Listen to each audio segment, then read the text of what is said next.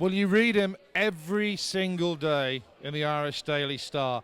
And let me say, we're privileged to have the main man, the Irish Daily Star's chief sports soccer writer, Mr. Paul Lennon. Paul, you've just launched the new defining Robbie Keane biography. I mean, after you've read it and you've done that research and you've talked to all the different people that have contributed to his career, what's your biggest memory of where does it leave him in your mind of what type of guy Robbie Keane really is and what type of player Robbie Keane is?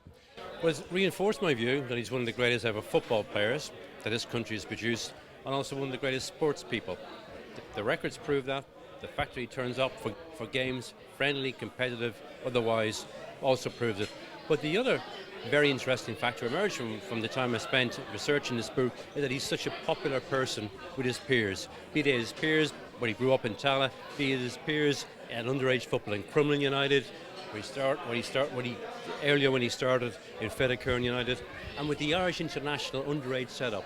Then with the senior players and at the players he played with at the different clubs. It's remarkable that so many people have so much time for Robbie Keane. I mean, I don't know what I was talking about. What's your memory? He's not dead. He's alive and he's thriving. I mean, and so many of our hopes rest on him to score the goals. I mean, 53 international goals in 117 games. But when you look at that goal-scoring record at international level, which is, the pinnacle of the game and arguably the highest level, although some people disagree now with the Champions League, why has he had so many clubs? I mean, when he went to Liverpool, it didn't happen for him under Benitez. Went back to Spurs then in that January window and was a very important element of that success. But immediately the next season, Harry Redknapp thought his legs had gone. I mean, why has he had so many clubs, or why hasn't he really cracked it in the way that he has at international level, at club level? You can break it into moves that were instigated by his own goal-scoring record, i.e. his first move was in 1999 when he went from Wolves to Coventry. That's why he on the basis of what he'd done at Wolves in 2 years.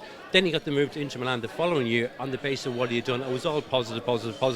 The first blip was when Inter Milan decided to let him go to Leeds on loan. He subsequently moved to them in 2001. That was the first setback. At Leeds he did reasonably well. Remember, he scored 9 goals in 18 league games on loan. It didn't happen for him in the full season there because Robbie Fowler came in. That was the main reason it didn't happen for Leeds. But the reason he was brought in, because obviously Leeds had looked at Keane, and there's always been a little element of doubt, which is perhaps unfair when you look at his goal-scoring record. I mean, they brought him in because they perhaps saw deficiencies in the game and thought maybe Fowler offered more. I think Fowler became available, remember. That was the other thing, the unknown that wasn't there when Keane did sign permanently for Leeds in the summer of 2001. Fowler wasn't available. He only became available later on that season. The other thing is that people forget that during his 6 years at Spurs, the first 6 years, he was hugely successful. His partnership with Berbatov was outstanding, and that was the reason why Spurs almost got to the Champions League places, the top 4 in 2006. Time after time, he saw off other strikers, Jermaine Defoe being the main one. There were seasons when managers started Defoe, but Keane played his way back into the team. And again, his move to Liverpool was in the base of the success he had at Spurs, not because he'd been a failure. Liverpool, of course, we know, was the real big question mark over his club career. And you can argue that Benitez didn't sign him, that it was a signing from above in the club. I don't think so. I think Benitez did want him. Talking to people, that's the impression I got.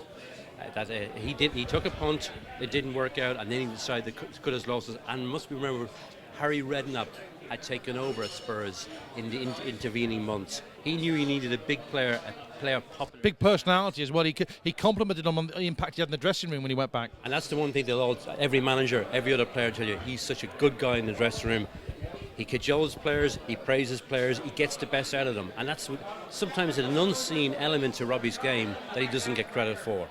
And I mean, the most difficult part of the game is scoring goals.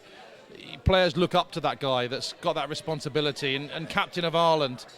In terms of his importance now, and where's his career right now? Because going to Major League Soccer, LA Galaxy, the lifestyle, the travelling, wasn't it quite extraordinary, the impact he had at Aston Villa? If you want to understand what defines him as someone of the extraordinary mental strength to come back and play for a team that's struggling and arguably be the difference between staying up and going down. Isn't that what makes him great? It is, and the other thing it also does is that it illustrates that Robbie Keane loves playing football. When he's not playing football, if he's on the bench or being used sporadically by a manager, that gets to him. It's the one thing that does gnaw away at his confidence. And you'll see a dip in his confidence if that happens on a regular basis. He was delighted to come over and play for Villa. It did sharpen up his own fitness, we know that. But as you say, it was not an imperative on him to do it.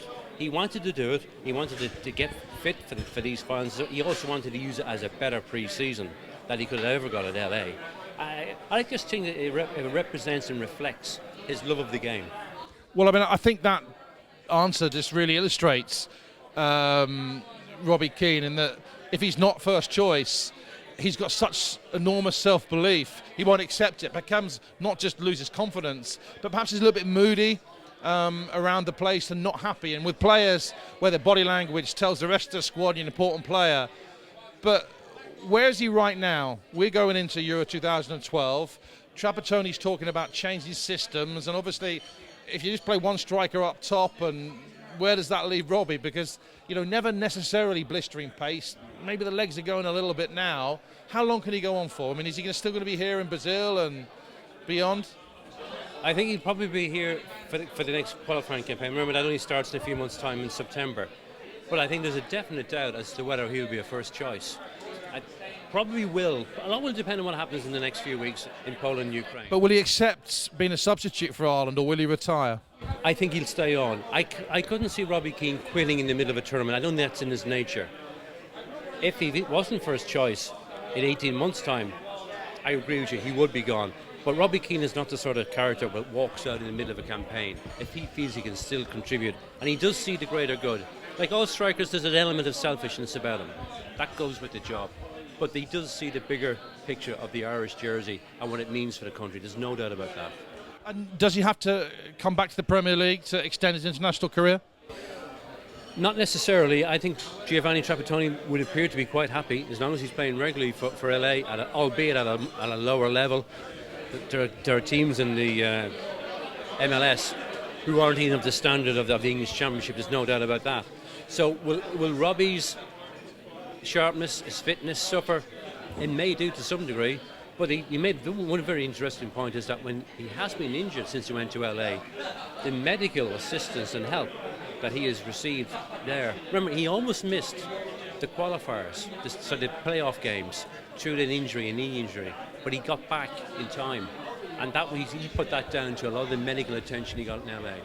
Last question, Robbie Keane, where does he sit, not just in the history of Irish soccer, but in Irish sport, and has he been somewhat underappreciated by, Ireland as a nation?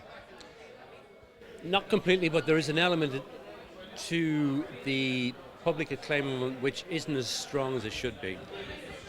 I think if you look at the strikers who preceded him, Don Givens, Frank Stapleton, Tony Cascarino, Niall Quinn, I don't think their records were ever really questioned. Maybe Cascarino's was to some degree. I think Robbie's been unfairly treated by a small section of the media, and I want to stress a small section of the media, and by a smallish part of the Irish football public. I think they've got it wrong. That's my opinion. They're entitled to an opinion, but I think his record, his commitment to the jersey, and his overall professionalism testifies what a great player he has been and continues to be. Paul Lennon, thank you very much. That's Lennon the legend, and get his book on Robbie Keane. It's a cracking read.